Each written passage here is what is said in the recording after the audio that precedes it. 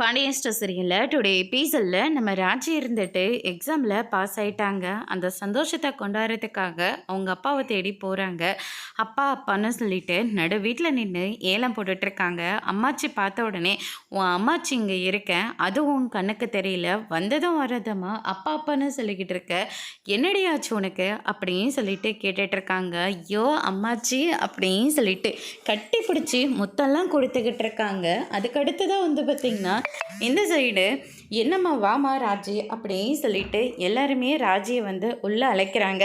அதுக்கு அடுத்ததாக பார்த்தீங்கன்னா எல்லாரும் ஸ்வீட் எடுத்துக்கோங்கன்னு சொல்லிட்டு ஸ்வீட்டை கொடுத்துக்கிட்டு இருக்காங்க. என்ன விஷயம்னு சொல்லுமா, வந்ததும் வராதம்மா எல்லாருக்கும் ஸ்வீட் கொடுத்துட்ருக்க, என்ன விஷயம் அப்படின்னு சொல்லிட்டு கேட்டுக்கிட்டு இருக்காங்க. முதல்ல எல்லாரும் ஸ்வீட்டை சாப்பிடுங்க, நான் சொல்கிறேன் அப்படின்னு சொல்லிட்டு ராஜி சொல்கிறாங்க. நான் எக்ஸாம் எழுதுறதுக்காக போனேன்ல, எக்ஸாமில் நான் பாஸ் ஆகிட்டேன் அப்படின்ற மாதிரி சொல்லிடுறாங்க. இதை கேட்டோன்னே மொத்த குடும்பமும் ரொம்பவே சந்தோஷப்படுறாங்க. அடடே ராஜி பாஸ் ஆகிட்டியா நீ அப்படின்ற மாதிரி சொல்லிடுறாங்க. சரி கதிர் வீட்டில் இல்லையா அப்படின்னு சொல்லிட்டு கேட்கவும், கதிர் வீட்டில் தான்ப்பா இருக்கான் அப்படின்ற மாதிரி சொல்லிடுறாங்க.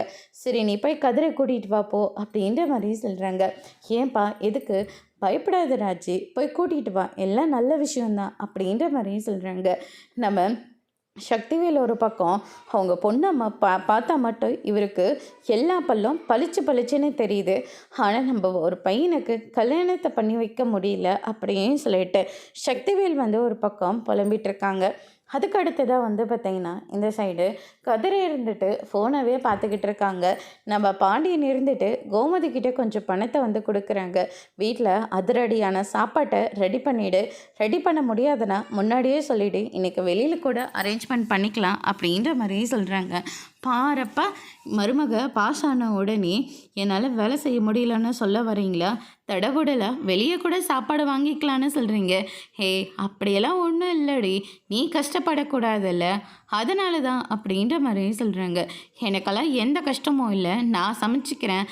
சரி அதே மாதிரி லட்டெல்லாம் வாங்கிட்டு இந்த தெருவில் இருக்கிற மொத்த பேருக்கும் ராஜு கையாலே லட்டு கொடுக்க சொல்லு. அது மட்டும் கிடையாது, நைட்டுக்கா ராஜுக்கு சுற்றி போட்டுருமா அப்படின்ற மாதிரி சொல்லிடுறாங்க.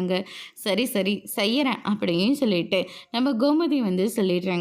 அதுக்கு அடுத்ததான் பார்த்தீங்கன்னா ஃபோனவே பார்த்துட்டு இருக்கேடா, இருமா யார் யார் பாஸ் பண்ணியிருக்காங்கன்னு நம்ம தெரிஞ்சுக்கணும் இல்லையா அப்படின்ற மாதிரி நம்ம கதிர் சொல்லிக்கிட்டு இருக்காங்க. அதுக்கடுத்ததான் ராஜி வீட்டுக்கு மூச்சு வாங்க ஓடி வராங்க. என்னாச்சு, உங்கள் அப்பா அம்மாவை பார்த்தியா, ஆசீர்வாதம் வாங்கினையா? ஆமாம் என் சின்ன ஏதாவது சொல்லிச்சா, அதனால தான் இப்படி மூச்சு வாங்கிட்டு ஓடி நின்னையா? இன்றைக்கி ஒரு நாள் கூட அவனால் அமைதியாக இருக்க முடியாது அவனால் அப்படின்னு சொல்லிட்டு கோமதி திட்டிகிட்டு இருக்காங்க. கொஞ்சம் பொறுமையாக ரெடி, அந்த பிள்ளைய முதல்ல பேச விடு அப்படின்ற மாதிரி சொல்கிறாங்க. என்னப்பா ராஜி ஆச்சு, உங்கள் அப்பா கிட்ட விஷயத்த சொன்னியா? சொல்லிட்டு மாமா, சொன்னோன்னே எல்லாரும் ரொம்பவே சந்தோஷப்பட்டாங்க. அவங்க கதிரை கூப்பிட்டாங்க அப்படின்ற மாதிரியும் சொல்கிறாங்க. கதிரனா கூட்டிகிட்டு போகலாமா மாமா? இது என்னப்பா கேள்வி, கூட்டிகிட்டு போப்பா அப்படின்ற மாதிரி பாண்டியன் சொல்லிடுறாங்க. அதுக்கடுத்து தான் நான் எதுக்காக உன்னை பாராட்டுறதுக்காக தான்டா இருக்கோம். ஏன்னா அவங்க பெத்த பொண்ணுக்கு நீ கல்யாணம் பண்ணிக்கிட்டு அவளை போலீஸ் ஆஃபீஸராக ஆக்க போகிறல்ல, அந்த சந்தோஷத்தை ஷேர் பண்ணிக்கிறதுக்காக தான் கண்டிப்பாக உங்க நான் வர சொல்லியிருக்கணும். என் பையனை பற்றி ஆஹா ஓஹோன்னு பெருமையாக சொல்லுடி, பாராட்டியே பேசிட்டு வாடி அப்படின்ற மாதிரியும் சொல்கிறாங்க. சரிங்கத்த அப்படின்னு சொல்லிட்டு நம்ம கதிரை நேராக அங்கே கூட்டிகிட்டு போகிறாங்க. வாப்பா கதிரை அப்படின்னு சொல்லிட்டு எல்லாருமே கதிரை உள்ளே ரொம்பவே சந்தோஷமாக அழைக்கிறாங்க. அம்மாச்சி இருந்துட்டு எப்படிப்பா இருக்க? நான் நல்லா இருக்கேன் அம்மாச்சி, நீங்கள் எப்படி இருக்கீங்க அப்படின்ற மாதிரியும் சொல்லிடுறாங்க. நான் இருந்து சாதிக்க வேண்டிய விஷயத்த நீ சாதிச்சிருக்கப்பா, ராஜி போலீஸ் ஆஃபீஸர் ஆகணும்னு சொல்லிட்டு முதல்ல எங்கிட்டையும் சக்திவேல்கிட்டையும் தான் சொன்னான்.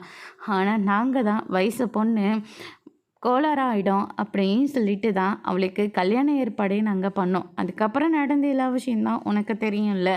ஆனால் நீ ராஜு மேலே நம்பிக்கை வச்சு அவளை இவ்வளோ தூரம் நீ கொண்டு வந்திருக்க, உனக்கு ரொம்ப பெரிய மனசு. எனக்கு என் குடும்பத்துக்கு என் பொண்ணுக்குன்னு சொல்லிட்டு எல்லாமே ஒவ்வொன்றும் பார்த்து பண்ணிகிட்ருக்கப்பா நீ அப்படின்னு சொல்லிட்டு முத்துவேல் இருந்துட்டு கதிரை பாராட்டி அணைச்சி கட்டி பிடிச்சிக்கிறாங்க. இவங்களுக்கு இவங்க பொண்ணு இவங்க மருமக மட்டும்தான் பெருசாக போயிட்டாங்க. என் பையனோட வாழ்க்கை இவங்களுக்கு பெருசாகவே தெரியல. அது மட்டும் கிடையாது, என் பையனுக்கு இவங்க யார் என்ன சொன்னாலையும் பரவாயில்ல, என் பையனுக்கு அந்த பொண்ணை பார்த்து பேசி முடிச்சு சீக்கிரமாக கல்யாணம் பண்ணி வைக்க வேண்டியது என்னுடைய பொறுப்பு. யார் என்ன சொன்னாலையும் பரவாயில்ல அப்படின்னு சொல்லிட்டு நம்ம சக்திவேல் வந்து ஒரு பக்கம் நினச்சிட்டு இருக்காங்க. அதுக்கு அடுத்ததாக வந்து பார்த்திங்கன்னா நேராக மயிலோட வீட்டுக்கு போகிறாங்க. நிச்சயதார்த்தத்துக்கு இன்னும் 2 நாள் தான் இருக்குது. அந்த 2 முகூர்த்தத்தில் நம்ம நிச்சயத்தை முடிச்சுக்கலாம் அப்படின்ற மாதிரி சொல்கிறாங்க. நம்ம வீட்டில் நம்ம ஜாமுன்னு நிச்சயதார்த்தம் பண்ண போகிறோம் அப்படின்ற மாதிரி சொல்கிறாங்க. நீங்கள் எந்த ஏற்பாடும் பண்ண வேண்டாம். உங்கள் நிலைமை என்னன்னு எனக்கு நல்லாவே தெரியும். நீங்கள் பொண்ணை மட்டும் அனுப்புனா போதும் அப்படின்ற மாதிரி சொல்லிடுறாங்க.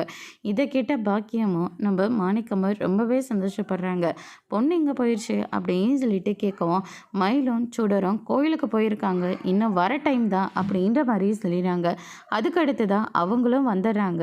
வந்த உடனே சக்திவேல் இருந்துட்டு எப்படிமா இருக்க அப்படின்னு சொல்லிட்டு சுடர்கிட்ட கேட்கவும் நல்லா இருக்கேன், நீங்கள் எப்படி இருக்கீங்க அப்படின்ற மாதிரி சொல்லி கேட்டுக்கிட்டு இருக்காங்க. அதுக்கு அடுத்ததாக வந்து பார்த்திங்கன்னா அவர் போனதுக்கு அப்புறமா ராஜியோட சித்தப்பா இங்கே எதுக்காக வந்திருக்காங்க. அவங்க முன்னதாக ராஜியோட சித்தப்பா, ஆனால் இப்போ நம்ம வீட்டோட சம்மந்தியா நீங்கள் என்ன சொல்கிறீங்க? சுடரை குமர்வேலுக்கு பொண்ணு கேட்டு வந்திருக்காரு. இன்னும் 2 நாளில் நிச்சயதார்த்தமாக ஏற்பாடு பண்ணியாச்சு. லூசமாக நீங்கள் முறை கூட வராது. அது மட்டும் இல்லை, அந்த பொறுக்கி குமர்வேலுக்கா சுடரை கொடுக்க போகிறீங்க. சுடரோட வாழ்க்கையை மண்ணை போட்டு மூடிடலான்னு முடிவு பண்ணிட்டீங்களா? நீ மட்டும் அந்த வீட்டில் போயிட்டு வசதியாக வாழ்ந்தில்ல, இப்போ சுடர் போயிட்டு இன்னும் வசதியாக இருக்கிற இடத்துல வாழ வேண்டாமா? அவள் வசதியாக இருக்கணும் தான், அதுக்காக ஒரு பொறுக்கிக்கு கல்யாணம் பண்ணி கொடுப்பீங்க. அதெல்லாம் சுடர் மாற்றிடுவா அப்படின்ற மாதிரி சொல்லிடுறாங்க. மரியாதையாக போயிட்டு வேண்டான்னு சொல்லுங்கள். ஊர் பார்த்தா காரி தான் துப்போம். முறையே இல்லாத வீட்டில் எப்படிப்பா கல்யாணம் பண்ணி கொடுக்க போகிறீங்க அப்படின்னு சொல்லிட்டு நம்ம மயில் வந்து பயங்கரமாக சண்டை போட்டுட்டு வேலைக்கு போகிறேன்னு சொல்லிட்டு கிளம்புறாங்க. சுடர் இருந்துட்டு எனக்கு கல்யாணமே வேண்டாம், நான் இப்படியே கூட இருந்துக்கிறேன், தயவு செஞ்சு என்னால் அவனை கல்யாணம் பண்ணிக்க மாட்டேன் அப்படின்னு சொல்லிட்டு சுடர் ஒரு பக்கம் சொல்லிட்டு இருக்காங்க. பாக்கியம் இருந்துட்டு அவங்களால முடிஞ்ச வரைக்கும் சுடரை வந்து கன்வின்ஸ் பண்ண பார்த்துட்ருக்காங்க.